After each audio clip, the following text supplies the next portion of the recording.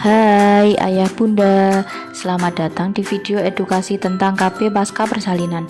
Metode KB apa yang sesuai untuk ibu pasca melahirkan? Salam kenal, saya Bidan Sri Utami yang bertugas di Puskesmas Wali Kukun. Apa itu KB pasca persalinan?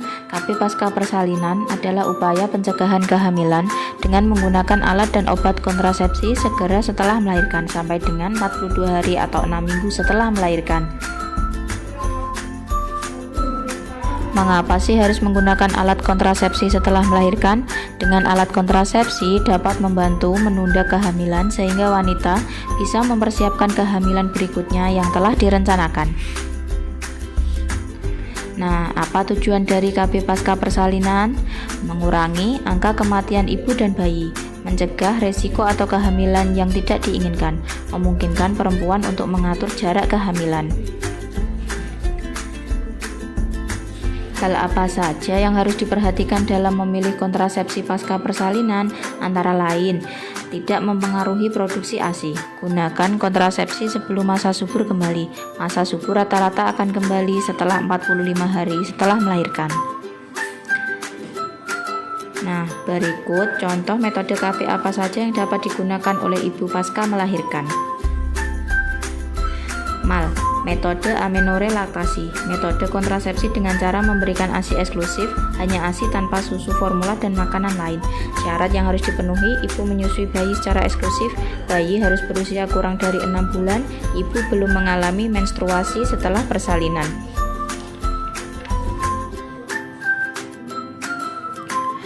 Kondom merupakan alat kontrasepsi jangka pendek terbuat dari sarung karet latex yang dilapisi pelicin untuk menampung sperma agar tidak tercurahkan ke dalam saluran reproduksi wanita. Kondom apabila digunakan secara baik dan benar akan efektif sebagai alat kontrasepsi.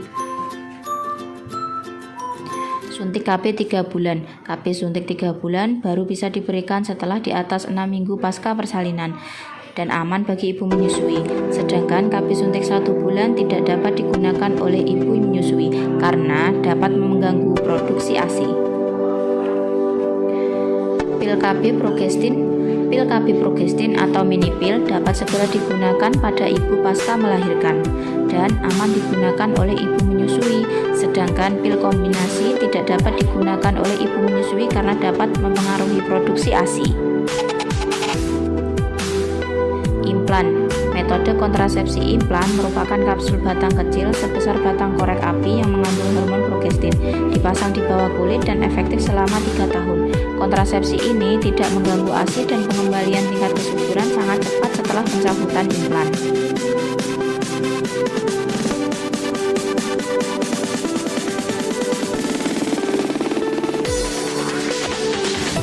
AKDR atau IUD. IUD dapat dipasang 10 menit setelah plasenta terlepas dari rahim atau maksimal 48 jam pasca persalinan.